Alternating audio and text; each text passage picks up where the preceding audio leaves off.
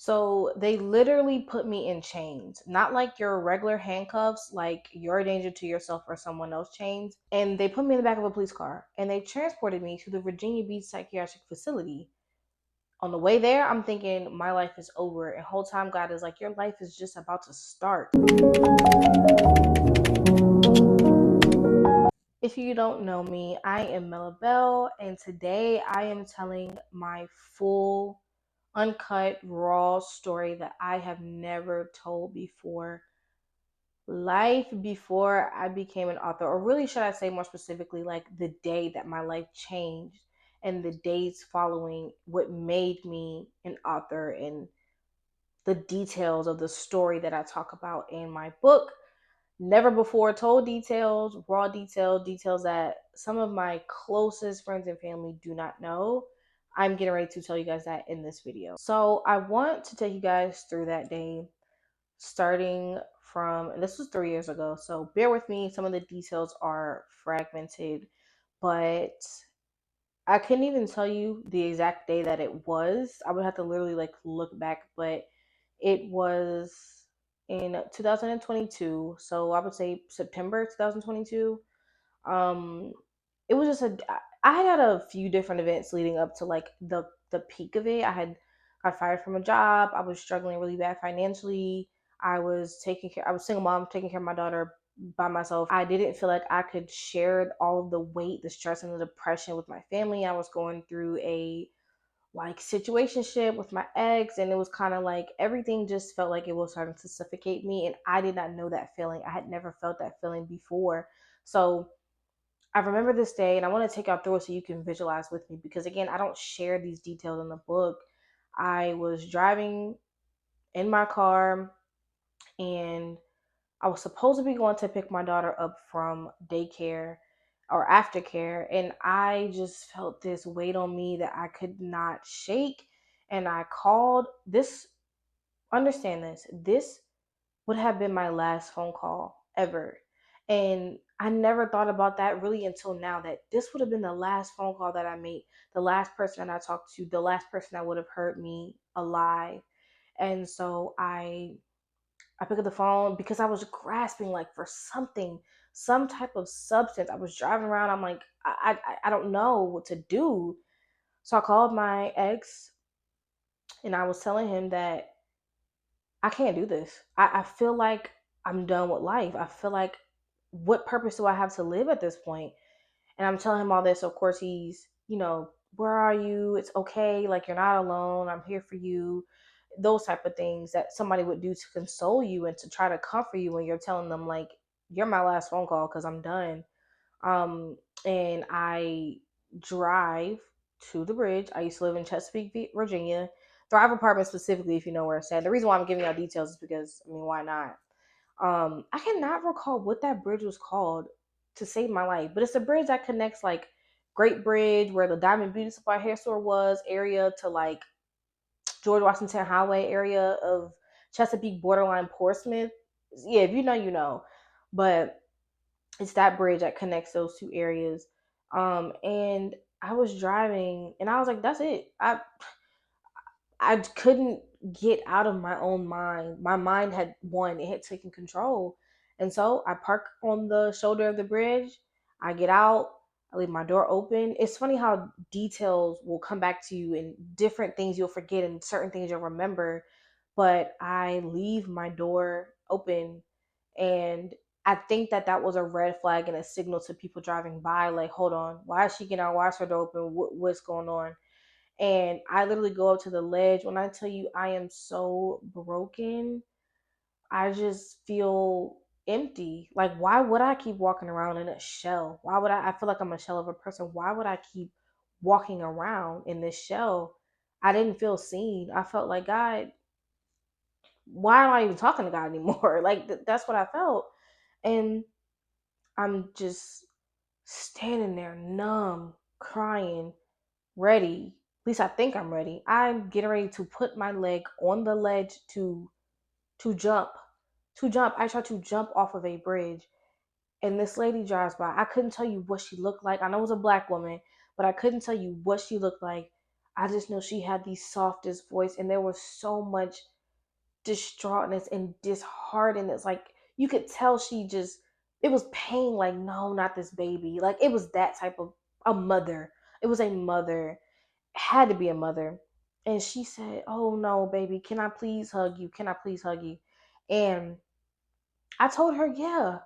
And I broke in her arms. Like, I mean, you would have thought like someone just tried to murder me and she saved me, but it wasn't because she was there. I felt like God was saying, I promise you, I see you, I hear you, you are not by yourself. And I felt like God was himself was so heartbroken, like, no, there's so much more for you in life, that this is not it. So, God is saying, like, this is not it. And she hugs me and I just fall in her arms, and couple other people come by. I don't really remember everybody, but I remember it was another older black man, and he was like breaking down in his own voice and crying like, "Baby, it's never that bad. It's never that bad. Like, you just have to keep living, baby. It's never that bad."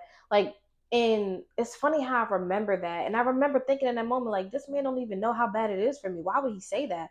But looking back, knowing now when he said that, it was just hurt, almost like he could possibly understand, like, it's not that bad to take yourself out of here. And I just remember that lady held on me, y'all. She did not let me go.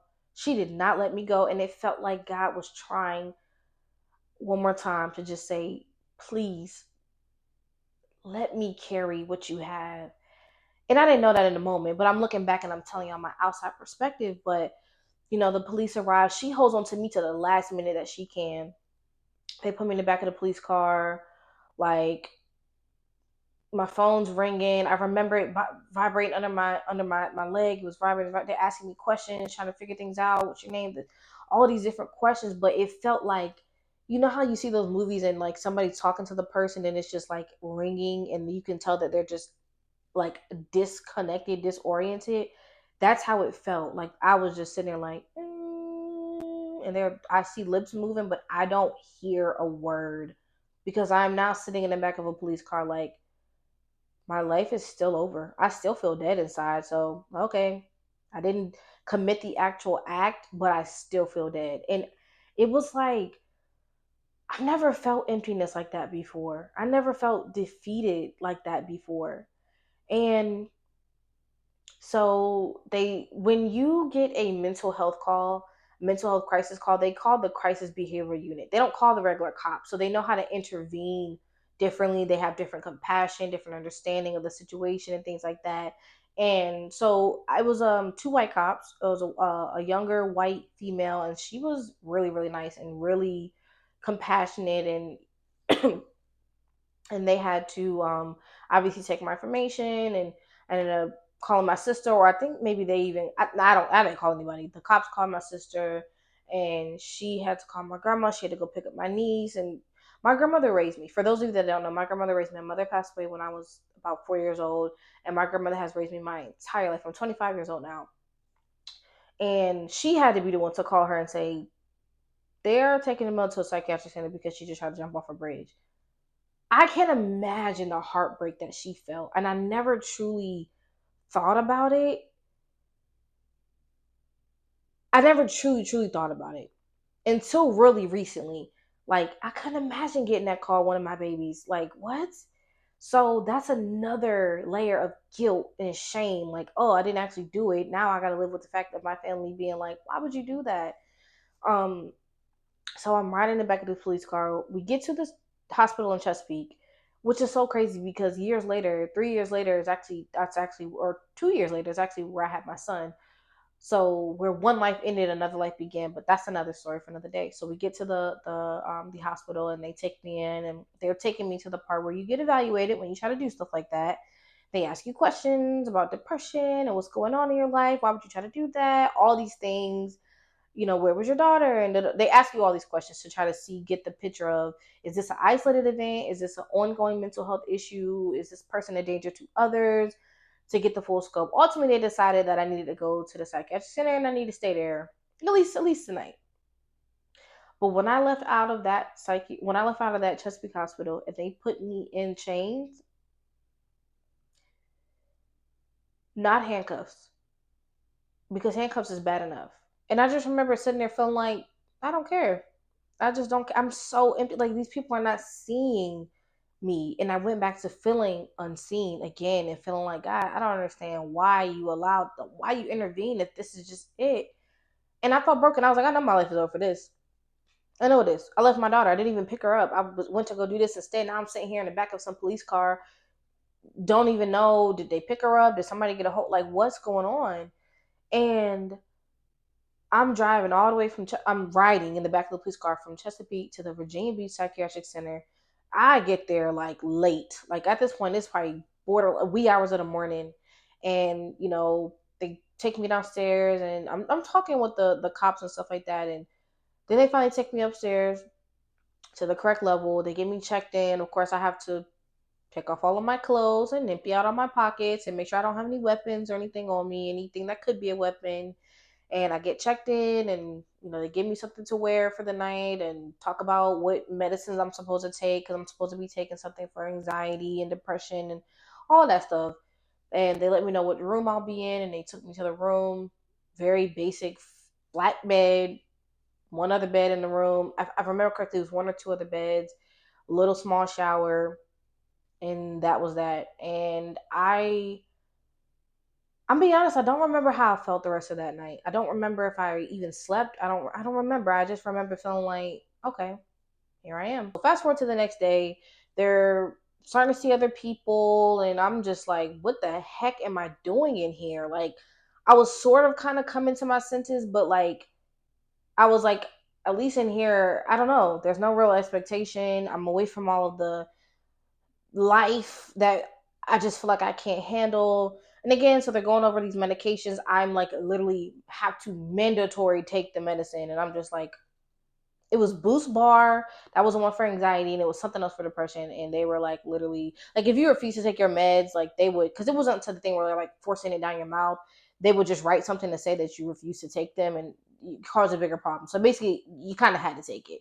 Otherwise, it was like, you don't take it, you're gonna stay here longer. So the staff, I don't remember having any bad encounters with the staff. Like, the staff they were nice, they were considerate. But here's the crazy thing: the people that were there, it was a young girl that was younger than me. And some other people I didn't know, just other people. But one of the people in there was actually my old OBGYN.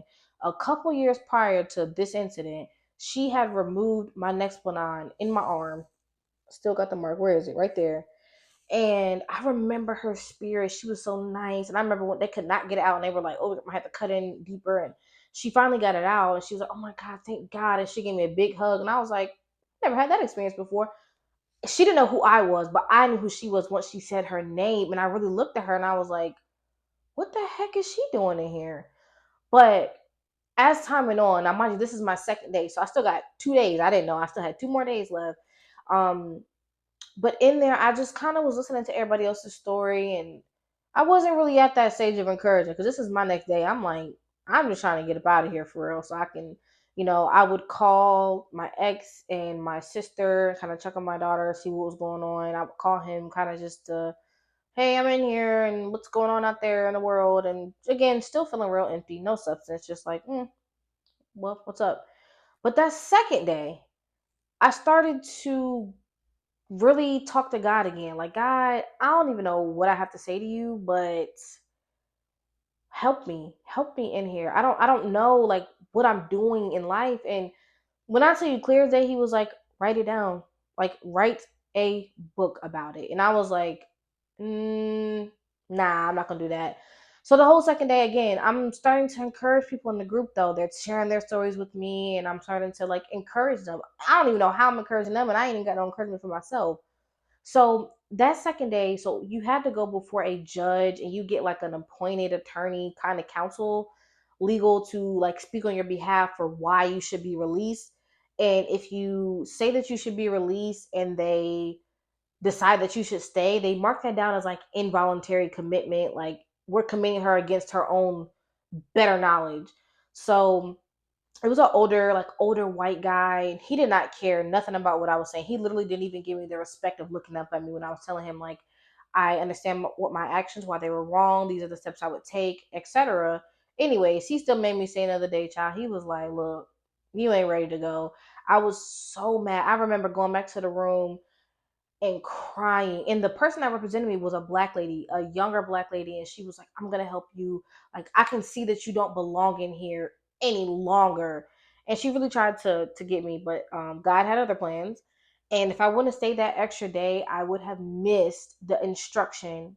So I go back to the room and I remember crying. And I told them, like, they said I have to stay another day and I'm ready to go. And, they were consoling me, the people that were in there, because they were like, we can see what's in you. Like, you don't belong here.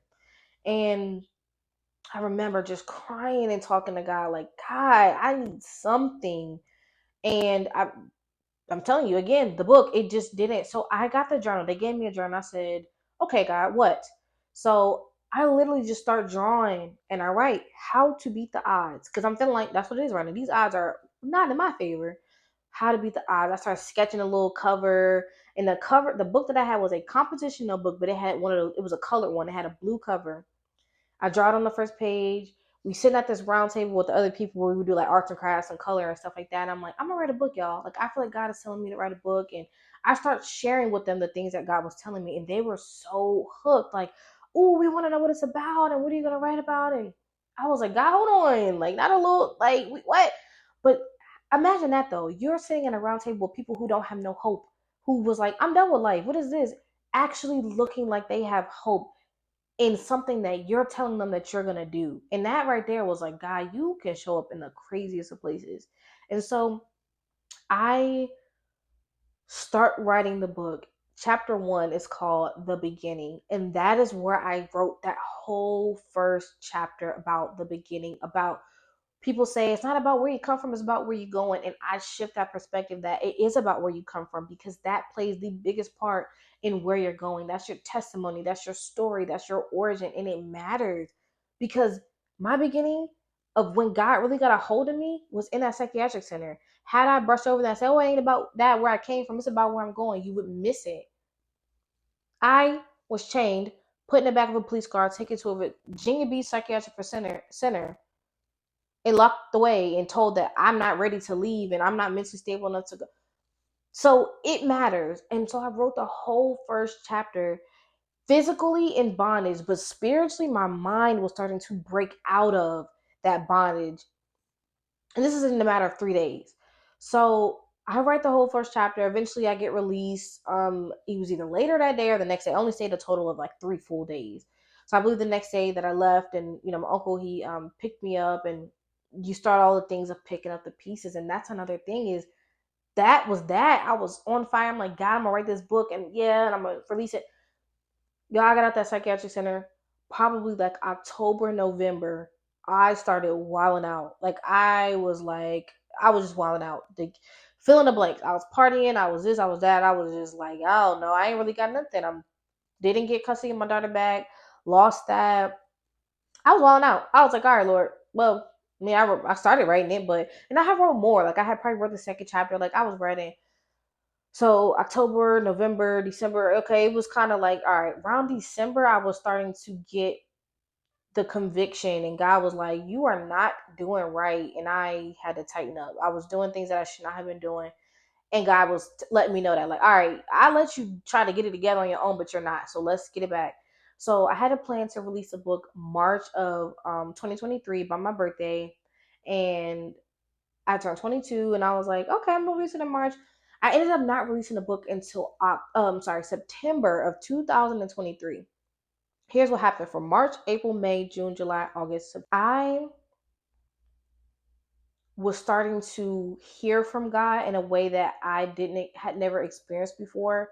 He was telling me to stop dating the person I was dating, to keep my body on reserve. Like, you need to, y'all know what I'm talking about, and stop doing that. And you need to write down what you want in your husband. So he started to bring the idea of marriage to me and a husband. And so he had me isolate myself from dating and things like that. And then he said, write down what you want in your husband. I wrote it down to a T, in my prayer app, in my Bible app. In my Bible app, I still have that prayer. And he even told me, like, start decorating your apartment, start getting things, being more feminine. He was molding me, but he was like, you're not going to meet your husband. And I think I told my best friend to this day, my sister, my girl, my soulmate, this, like, I'm not going to meet my husband until I release this book. And it was clear as day to me. So the book, I ended up releasing the book in September 2023. October, I was going crazy with the book. I was like, it was crazy. And I was stewarding it then. And then I met my husband in November. Now, mind you, I didn't know he was going to be my husband, but I met my husband in November 2023 at a podcast that I was invited to speak on. So the Lord definitely was like, okay. But point of what I'm saying, and now the story about how I met my husband and all that stuff and where we are now, that's another story for another day. This isn't that video. This isn't that story, because that's God up and down, through and through. That whole story, my son being born, all of that. But to keep the topic at hand, is I laid down the assignment God gave me. I thought I completed because I released the book, and that was not the assignment. The instruction was to write the book. The assignment was the people that are connected to my story and my testimony. Let me tell you something.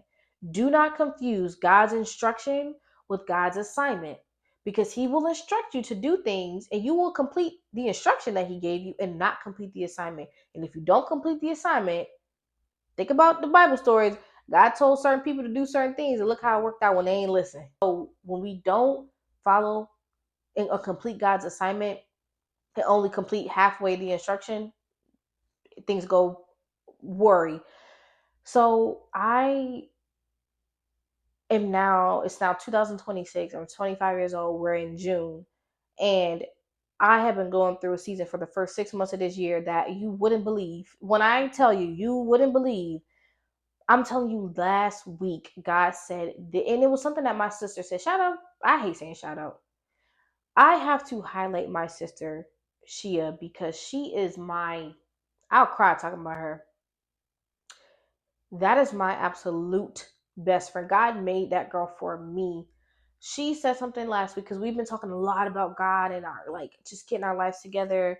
And she said something to me last week that I'm telling y'all, this is how I got this. We talked about the book. She said, well, do you feel like you completed your assignment? Do you feel like you truly completed the assignment God gave you with that? Blew my mind, because that's what God used to unlock the rest of my mindset. And I said, I think I did. And God used that she planted that seed, and God was like, okay, now you're getting it. No, you didn't. You completed the instruction that I gave you. You didn't steward it. You sold a few copies. Okay, cool. But you got a whole lineage, a whole group, a whole community of people who need your story and your testimony, and you are not stewarding that. So this is why I am picking it back up, and I'm doing it the way God is telling me to do it. And the type of obedience I have is like, God told Noah to build an ark. It never rained, and he talking about it's gonna flood. Noah said, I'm gonna build an ark. I'm gonna get the people up there, despite what everybody else saying and thinking. I'm trying to be like Noah. I'm trying to be obedient, even when it looks crazy, doesn't really make sense. Why now? And I am literally getting in my Noah bag, because I am about to be so obedient. It's not gonna make sense. It's not gonna make sense. But this is why I am telling my story in the raw. I'm talking about the change. I'm telling you the real, because I've never said this before. And I'm not doing this on my own will, because God is telling me this. Y'all, let me tell you what time it is right now. Look at this. AM. AM. 2:00 AM.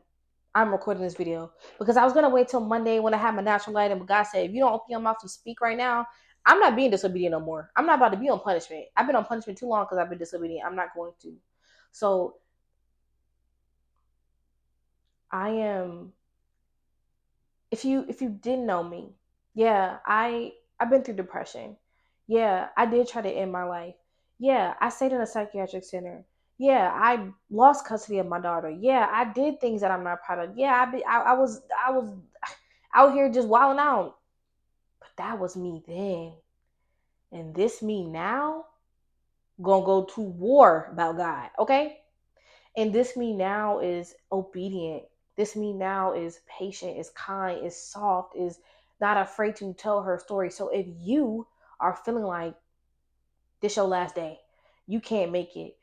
God not listening to you. It's one thing after the other, after the other. You can understand that God is positioning you to tell a story that only you can tell, and you will live in Jesus' name. This is not your last day. You are not done it. That mother that feels like I can't do it, you can. God has his hand on you, because I am no bit different or no better than you. The Lord put his hand on me. Even when I was trying to wriggle out of it, he kept me firm. And now I'm able to tell my story. Now I'm able to be here for my kids. If I would have ended my life that day, my husband wouldn't have the relationship with God that he has. My son wouldn't be born. My daughter wouldn't have me. My friends that need me wouldn't have me. And all the people God has connected to me and my testimony and my story would be lost, because that can only come from me. God made me for this. God made you for something special. I'm not famous. I'm not big. I'm not an influencer. I'm just a real person telling you her real story. And if this has helped you in any way, feel free, feel true, thank God. Hallelujah. Thank you, Jesus. And there the liking and comment, subscribe, all that, or not. Or you can just watch the video and just be thanking God and crying in your own corner, and I'm okay with that. So that is my story. I am a 25-year-old warrior. I have survived. And I'm not just surviving anymore. I'm living. I'm living for God, which means I'm living for purpose, which means I have a quality of life. Yeah, I'm an author. Yeah, I have a book on Amazon. That's all cool. But it's bigger than that. So thank you for watching. I pray, God, that this lands the way that it needs to, Lord Jesus. Please let the audio be clear, because the enemy be trying to do little slick stuff because he a hater, but not in this video. God, please let the audio be clear. I pray for the person right now under the sound of my voice who is uncertain, who is unsure, who doesn't want to keep living. God, I need you to show up for them immediately, Lord. Let them see you in a way that only they would understand that it's you, God. I speak life. I bring forth life. I cast down and rebuke every spirit of anything negative, fear, uncertainty, inadequacy, doubt, lack. I pray blessings and overflow over everybody watching this video. And that's what it's going to be in Jesus' name. Because listen, I don't play by that authority. I don't play by that.